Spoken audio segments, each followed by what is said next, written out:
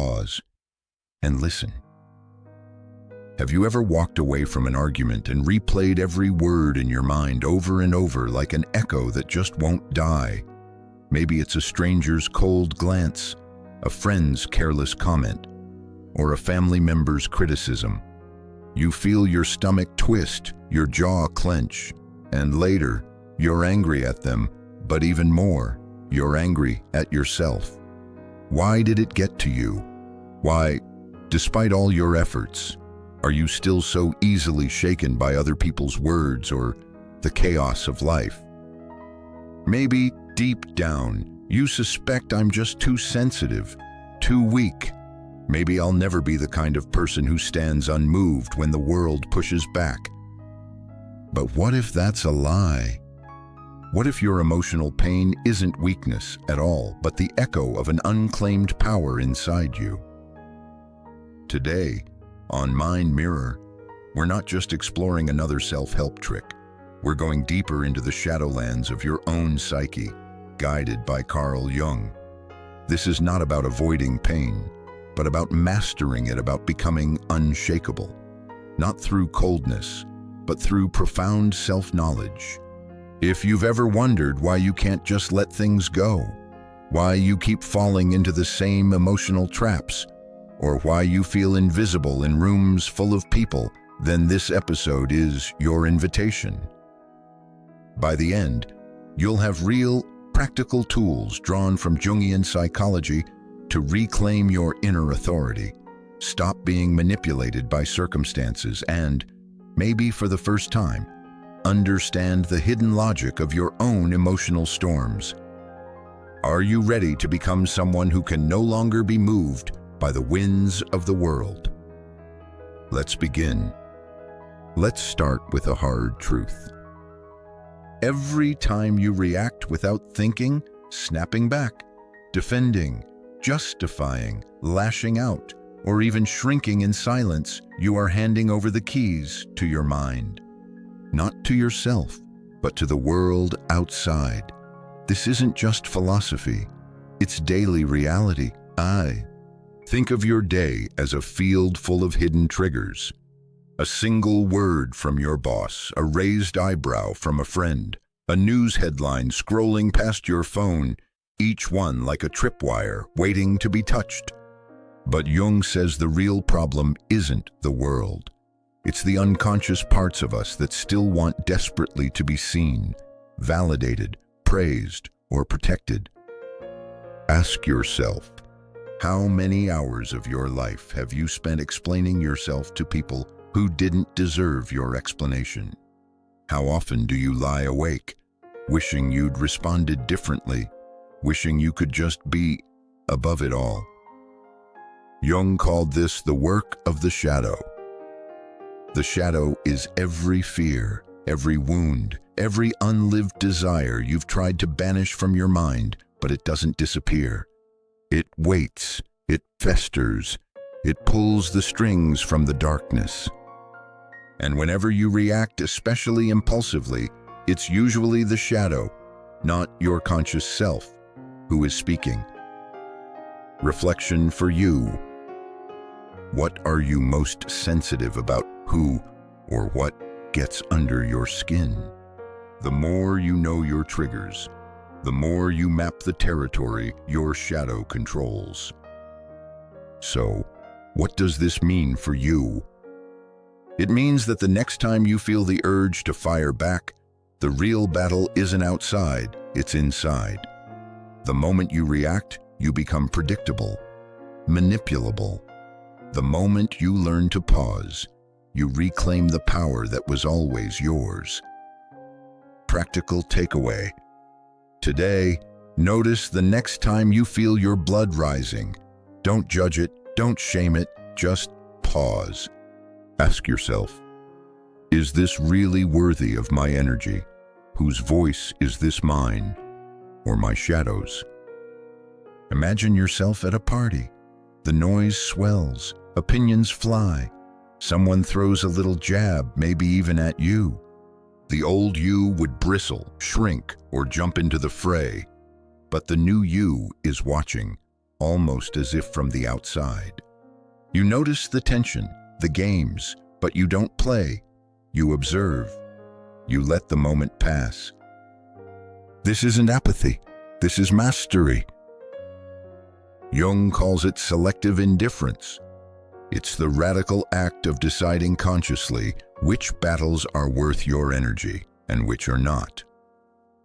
Not every insult, not every challenge, not every invitation to chaos deserves a response. Sometimes the most powerful thing you can do is nothing. Try this. The next time someone tries to provoke you, imagine you are sitting in a theater, watching a scene unfold. You are the audience, not the actor. Ask yourself, do I want to step onto this stage, or can I let this drama play out without me? Why does this matter for your life right now? Because in a world obsessed with reaction, social media outrage, gossip, endless arguments, the ability to choose silence is the ultimate rebellion. When you stop being reactive, you become mysterious, even a little intimidating. People can't figure you out. They can't push your buttons. Suddenly, your presence alone changes the energy in the room. Practical takeaway. For 1 week before responding to any emotional trigger, pause for 5 seconds. Just 5 seconds. Breathe. Observe the urge to react. And when in doubt, try saying less or nothing at all. Notice how the world responds. Notice how you change. Here's the secret Jung taught that almost no one wants to hear. Your emotional pain, the anxiety, the anger, the restlessness isn't caused by others. It's the shadow's call for your attention. Whenever you feel off balance, it's not because the world has too much power over you, but because there's something inside you unacknowledged, unresolved, raw. The more you chase external validation, the more you run from your own depths, the more power your shadow gains. So why do we hold on so tightly? Because we fear loss.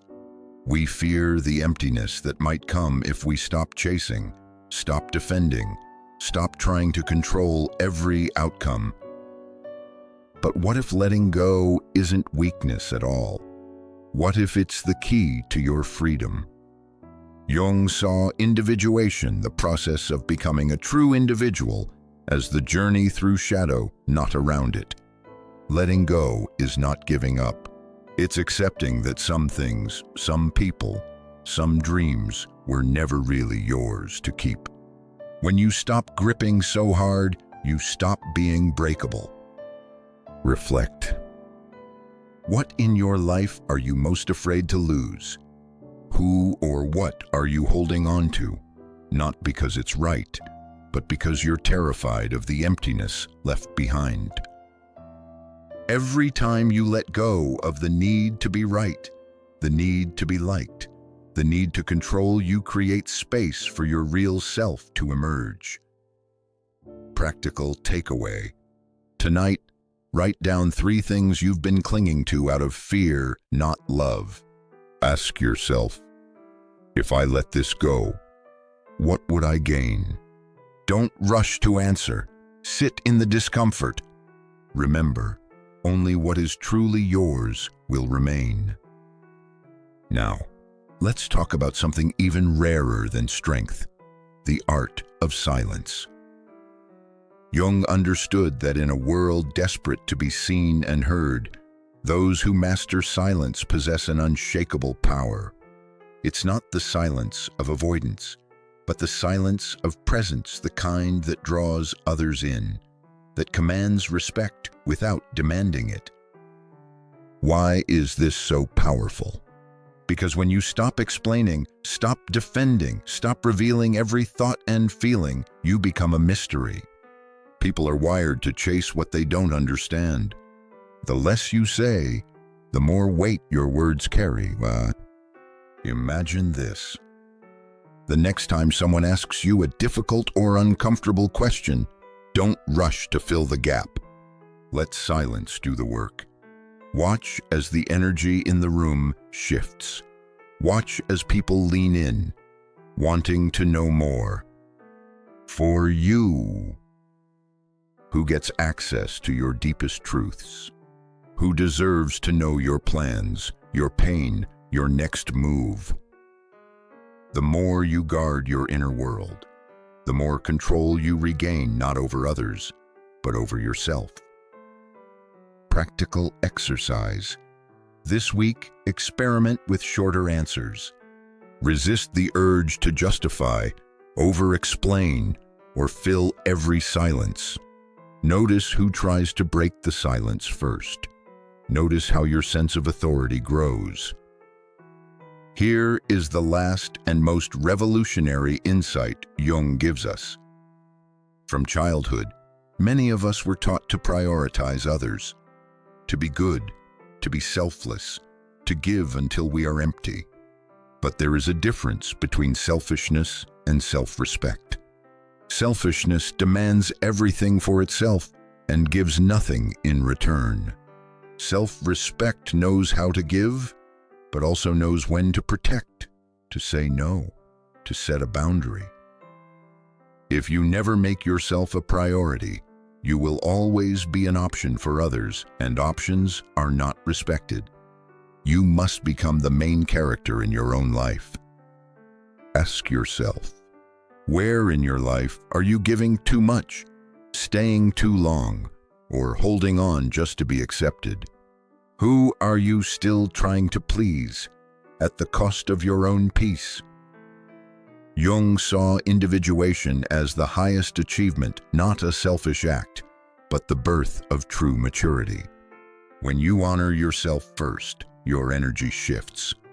People start to treat you differently, not because you demand it, but because you embody it. Practical takeaway. This week, say no to at least one thing you don't want to do. Spend that time with yourself and notice what comes up: guilt, relief, or both. Remember, those who truly respect you will accept your boundaries. Those who don't never really valued you in the first place. So, what's the world like when you no longer hand over your emotional power, when you live not as a puppet of other people's reactions, but as the author of your own story? You become unpredictable in the best way. People sense your confidence and authority, even if you say little.